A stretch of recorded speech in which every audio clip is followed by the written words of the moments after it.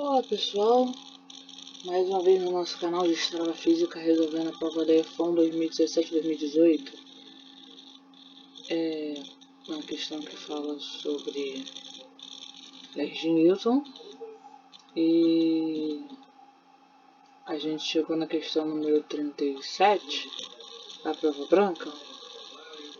A gente vai fazer uma revisãozinha de leis de Newton, a gente vai falar algumas coisas antes de falar da questão propriamente em si, para você dar uma relembrada em como é que funciona, que aí você vai caminhar certinho junto comigo. A gente vai nessa caminhada de resolver as questões e seguir no nosso caminho para a aprovação. Todo mundo lembra das leis de Newton, claro. Newton foi um cara que aproveitou a pandemia da época para fazer toda a nossa base de mecânica, né? E uma grande parte da ótica também. E a partir das leis de Newton, toda a mecânica básica, né? Toda a mecânica tradicional, ela é pautada nessas leis fundamentais. Né? Vamos lá, gente. Primeiro, quais são as leis de Newton e por que elas são tão importantes? Já falei, toda a mecânica ela é pautada nela, toda a parte da dinâmica também. E aí a gente vai para a primeira lei de Newton. O que diz a primeira lei de Newton? O que diz assim? Um corpo parado ou em movimento retilíneo uniforme, ou seja, em equilíbrio, ele permanece em equilíbrio ou em inércia de acordo com a lei se nenhuma força externa se dirigir a ele for aplicada a ele. Ou seja, se ele está em movimento retilíneo uniforme, ele vai continuar em movimento retilíneo uniforme, a não ser que alguma força vá impedir que ele continue este movimento. E se ele estiver parado, ele vai permanecer parado. E aí eu digo, saia da inércia, não fique parado. Vamos embora estudar aí para a gente continuar a mover o mundo. E a lei da inércia, ela é muito importante para a resolução dessa questão também, que a gente vai situar o movimento a partir da lei da inércia. Qual é a segunda lei de Newton? A segunda lei de Newton é que se uma força é resultante das forças que atuam numa partícula, a partícula vai ter o mesmo sentido e a mesma direção da força, com uma aceleração A, com um módulo diretamente proporcional à intensidade da força, de acordo com a sua massa. Logo, a expressão seria aquela F é igual a ma, força é igual a massa vezes aceleração. E o que quer dizer isso, basicamente? Que se uma partícula for submetida a uma força, de acordo com a sua massa, ela vai ter a sua aceleração. E de acordo com a aceleração e a massa que eu tiver no objeto, eu vou ter uma força diferente resultante. Certo? E a terceira lei de Newton? Terceira lei de Newton, a gente não vai usar não, mas a gente pode continuar a falar sobre a lei de Newton. A terceira lei de Newton é chamada lei de ação e reação.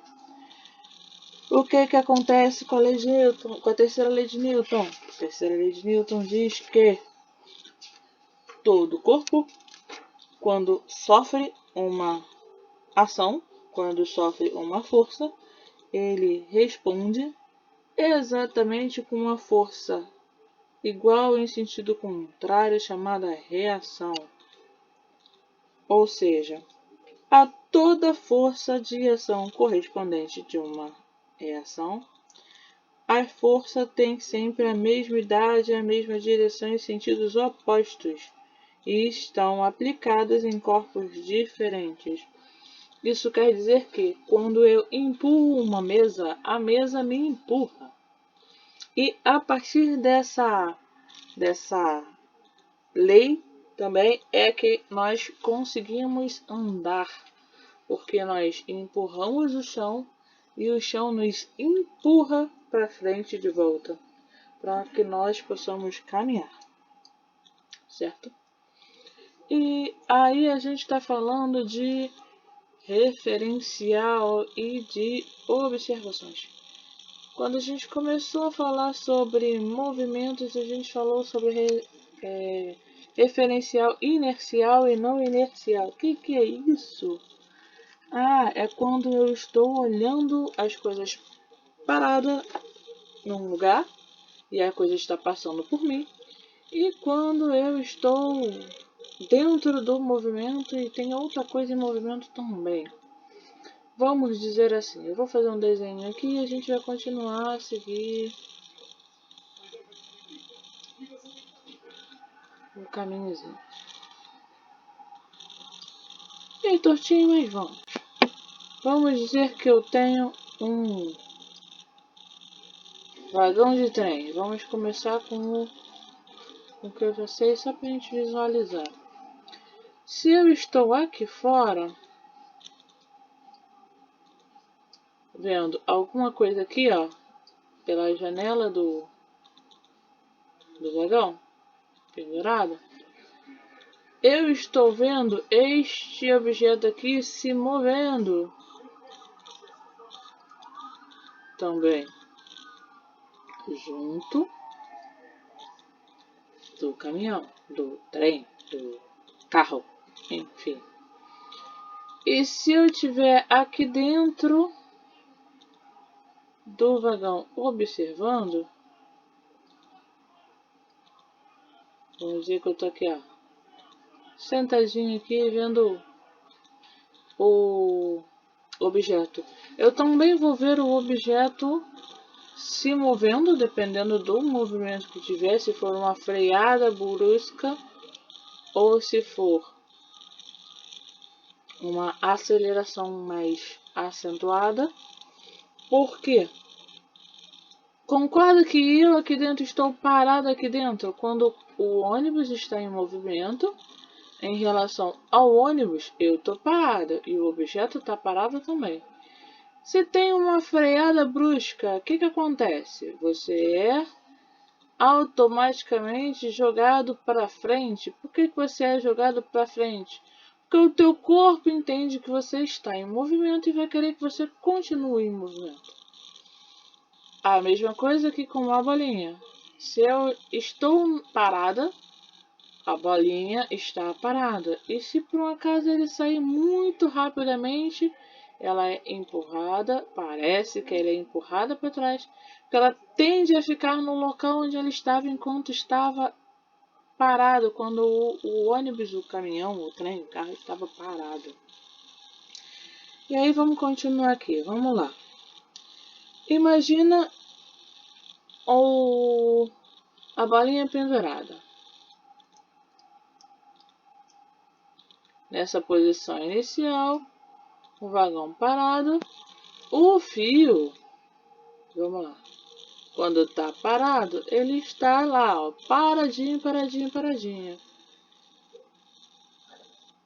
Se começa a andar em um determinado momento, a bolinha vai resolver sair, se manter no lugar onde ela estava antes, quando ela estava parada, através da lei delta. A partir dessa aceleração do ônibus, do trem, do metrô, do carro, a bolinha vai ficar com um ângulo específico, θ aqui, né? Se o ônibus acelera para frente, você é levado para trás. E se ele tem uma freada brusca, ele iria para frente.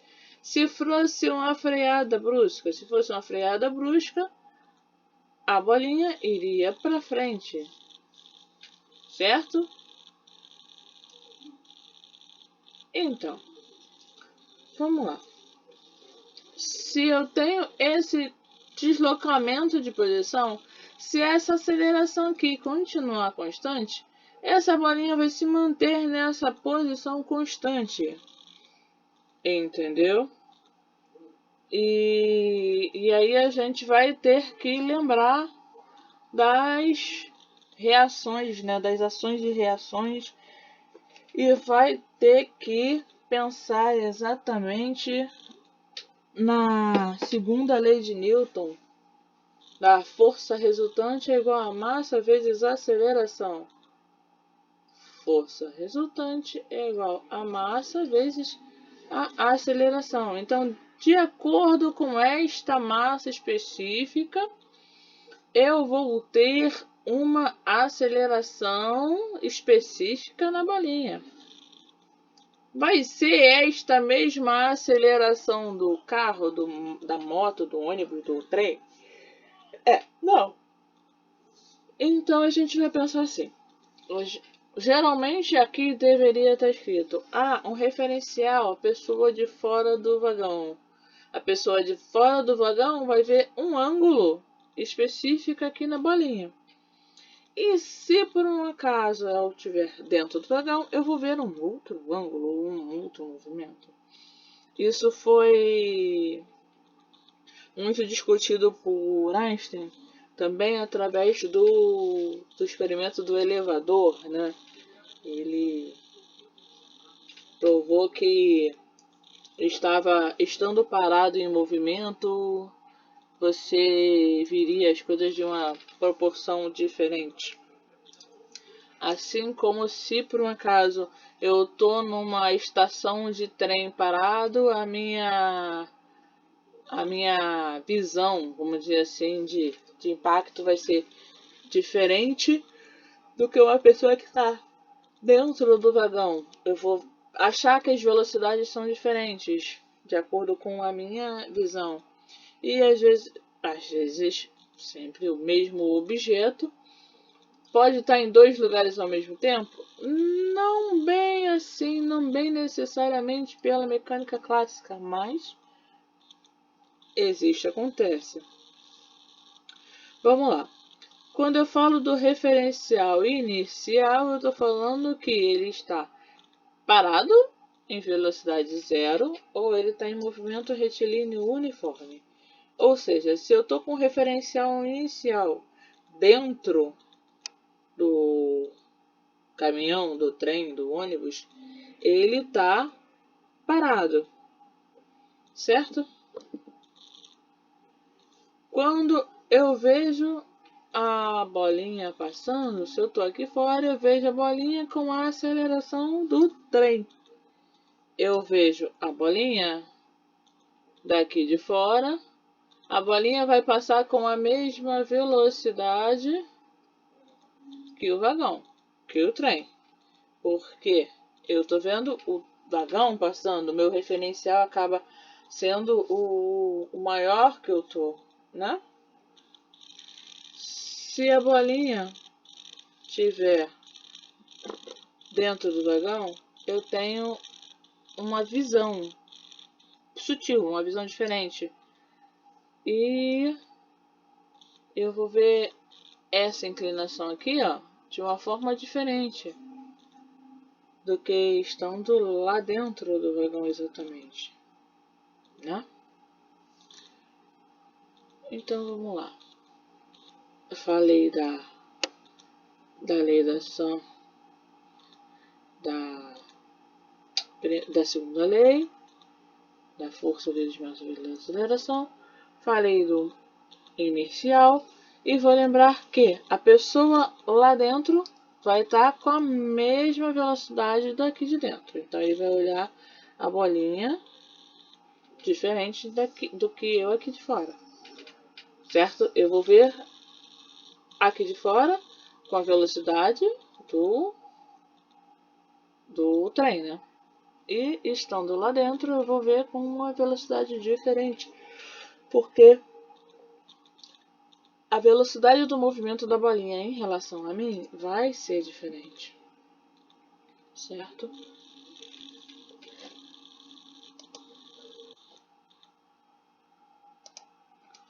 E aí a gente vai para o X do problema.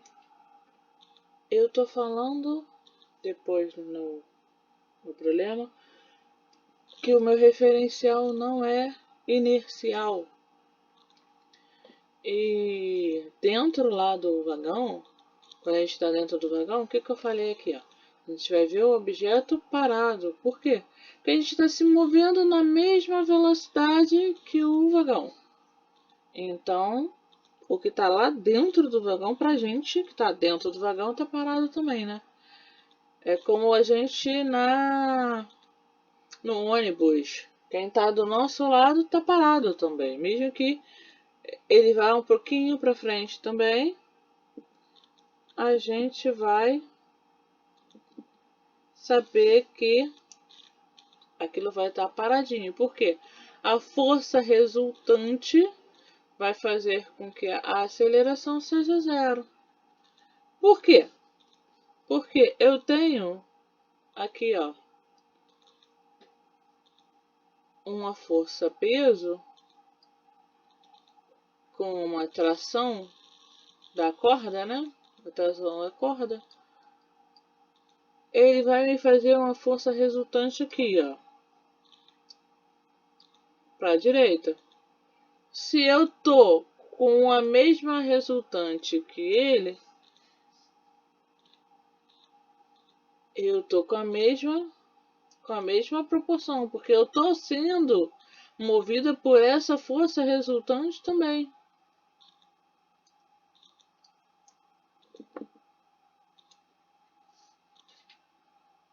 Então, por que a força resultante aqui vai ser zero?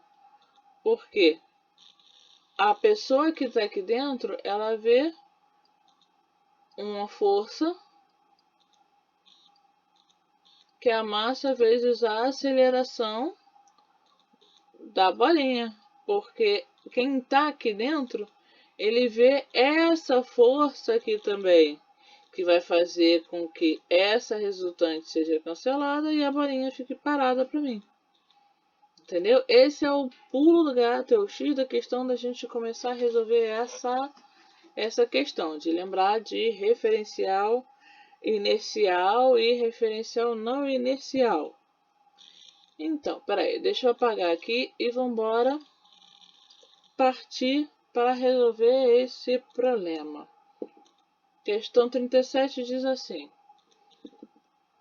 um vagão de metrô desloca-se horizontalmente com aceleração A, sendo G a aceleração da gravidade no local. No seu interior, presa no teto, encontra-se uma corda ideal de comprimento L, que sustenta uma massa M pontiforme. Em um determinado instante, o vagão passa a se deslocar com velocidade constante, mantendo a direção e os sentidos anteriores. Neste momento, a aceleração angular A da massa, M, em relação ao ponto do vagão em que a corda foi presa, é. Ou seja, eu estou falando de uma bolinha presa no vagão e estou colocando meu referencial no teto, né? A aceleração angular em relação ao ponto do vagão em que a corda foi presa. Ou seja, isso também chega a ser um pêndulo, né? Então vamos lá, vamos ver como é que isso fica. Vamos desenhar aqui como é que isso fica.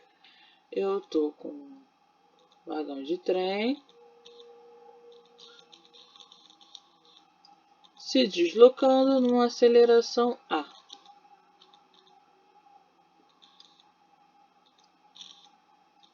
Aqui no teto, eu tenho preso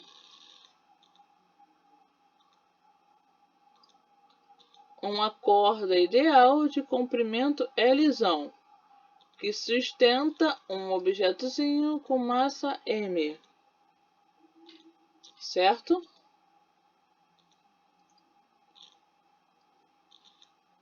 Lembrando que eu tenho aqui a ação da gravidade para baixo, certo? E eu estou aqui, ó, com um ângulo θ de deslocamento. Todo mundo que estiver olhando, como a gente falou, tá vendo esta configuração aqui, né? Da bolinha ligeiramente torta no movimento de pêndulo com numa corda de tamanho Lzão. Em um determinado instante, a velocidade fica constante, mantendo a direção e o sentido anterior.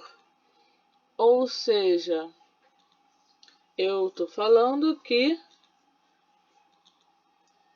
depois, aqui eu tô acelerando, depois eu vou ficar, ó, na mesma velocidade. Se eu tô em velocidade constante, eu tô num novo movimento retilíneo uniforme. E aqui, ó, a aceleração vai ser igual a zero, certo? Só que a minha bolinha, ela fica presa naquela lei da inércia que eu falei, porque aí ela vai passar para um movimento retilíneo uniforme, porque ela vai manter a direção e o sentido anterior e vai ter um movimentozinho de pêndulozinho, né, que está fazendo com uma velocidade angular alfa em relação a esse ponto aqui, ó. Em relação a esse ponto em que a corda for presa, a bolinha vai ter uma velocidade constante e uma aceleração angular. Não é isso? E aí eu quero saber o valor dessa aceleração da massa. Vamos lá. Se eu tô acelerada, a bolinha está deslocada num local, certo? E se por um acaso eu tô num movimento retilíneo uniforme, eu vou tender a voltar para minha posição inicial, não é isso? Porque aqui a aceleração me fez ir para trás. E aí a velocidade constante vai fazer eu conseguir ficar em pezinha certinho em cima do ônibus, correto? E aí essa velocidade desse retorno é que ele quer, não é isso?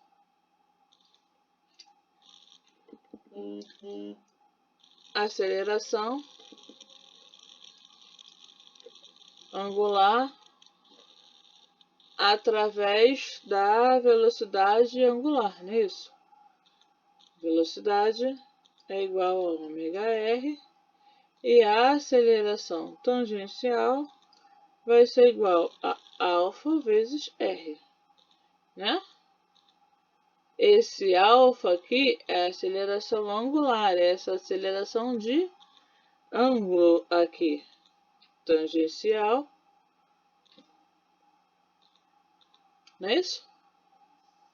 Então a gente vai usar esta aqui ou essa aqui? Não, essa a gente vai usar esta aqui. A minha equação que eu vou usar vai ser alfa, que eu estou procurando, é igual a aceleração sobre R. Só que eu tô falando aqui, ó, da corda. Então aqui, ó, seria um L. Porque é esse tamanho aqui da corda que eu tô movendo, não é isso? E aí, para a gente conseguir montar exatamente essa questão, a gente tem que descobrir quais são os valores, quais são as proporções que a gente tem que colocar aí corretamente, né? Montar as equações, montar as equações para poder visualizar direitinho aí o que está acontecendo. E aí, vamos lá. A aceleração ali seria quem? Na situação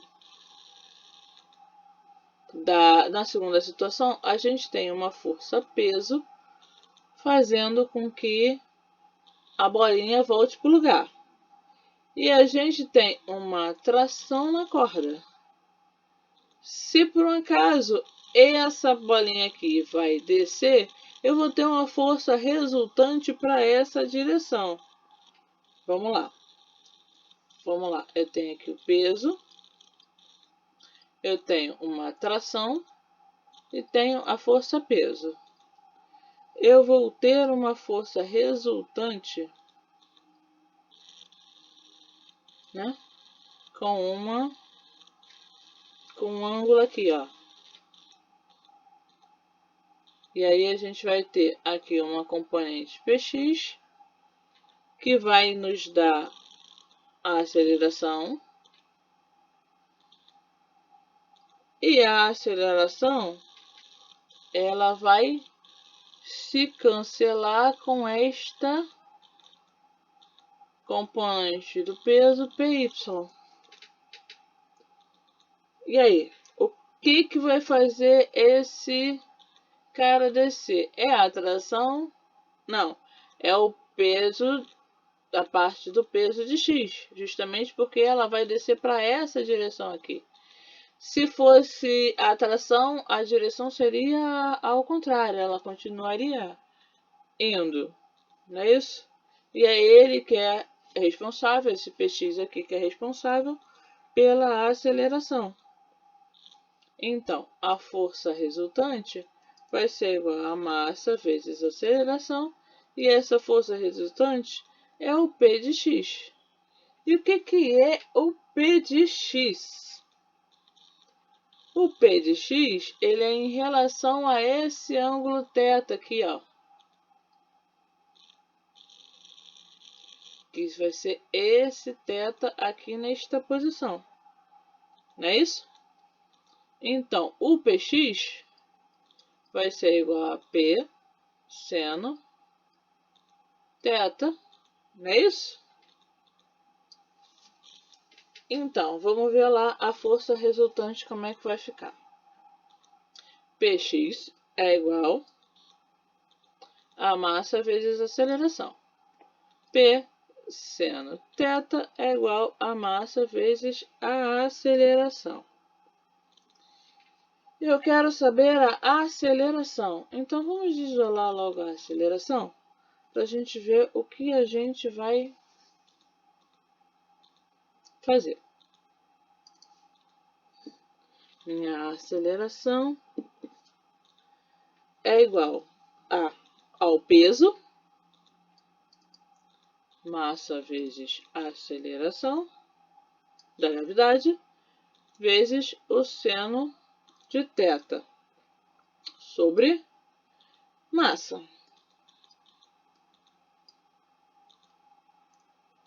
Vou cortar essa massa com essa massa. A é igual a G seno θ. Eu não tenho isso. Só que eu quero a alfa, não é isso? Alfa é igual a G seno de θ sobre L. Não é isso? Aceleração sobre L, G seno θ sobre L. Só que a gente não tem nenhuma opção com essa aqui. Então, aí a gente tem que descobrir o que é o θ. Vamos lá.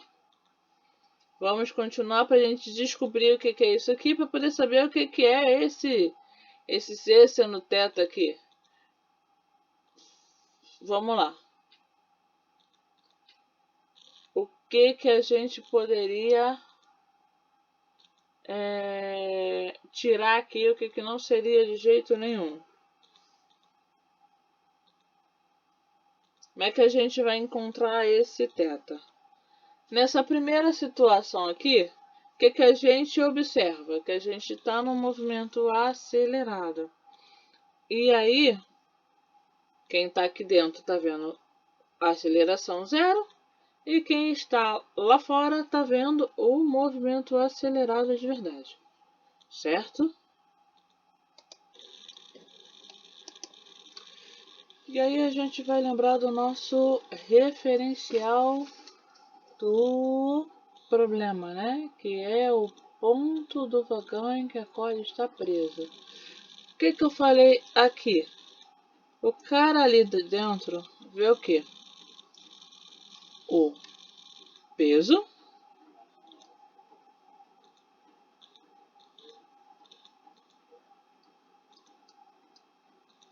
e a tração. E a minha força resultante é igual a zero, certo? Porque eu tenho uma força M vezes A que está anulando essa força que é de Px,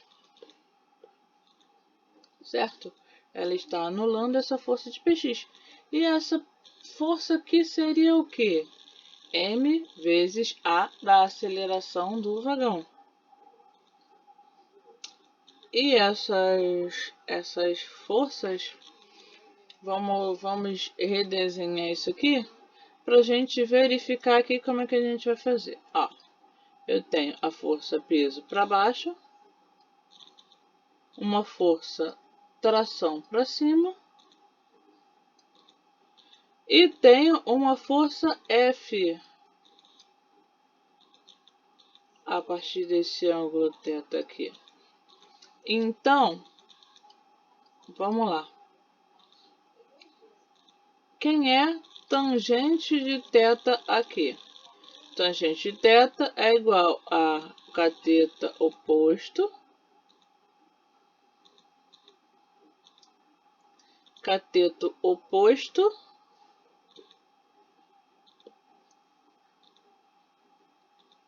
M vezes A, dividido pela força peso. Cateto oposto, cateto da força, M vezes A, dividido pelo peso. Peso, massa vezes gravidade. Vou cortar as massas, eu vou ficar com aceleração sobre gravidade.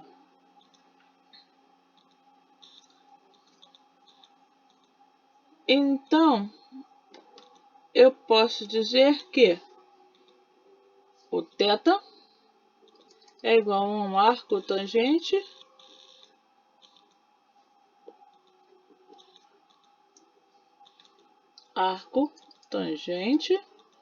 de A sobre G. Certo? Quase isso.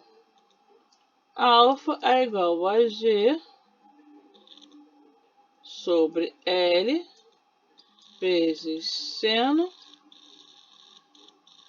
do arco tangente de A sobre G. Eu tenho esse gabarito ali? Tem aqui, ó. G sobre L, seno, arco tangente de A sobre G. Se por um acaso, quando a gente fez aqui, ó, G sobre L, seno de θ, a gente já eliminaria a primeira, a segunda, a terceira e a quarta. Entendeu? É importante fazer até o final para ter certeza de que tudo foi feito corretamente. Mas já dava para cartear quando a gente chegou naquele valor de alfa ali, que é o valor da aceleração angular mesmo, básica. Entendeu? Então, galera, muito obrigada. Continue dando o seu like. Se gostou, curta. Compartilha com os amigos se está gostando do material, se está gostando do nosso trabalho. A gente vai aprendendo junto com vocês a cada vídeo, a cada passo, a cada concurso, a cada prova que a gente faz, a gente resolve, a gente aprende mais com vocês também. Tchau, tchau, pessoal. Muito obrigada e até o próximo vídeo.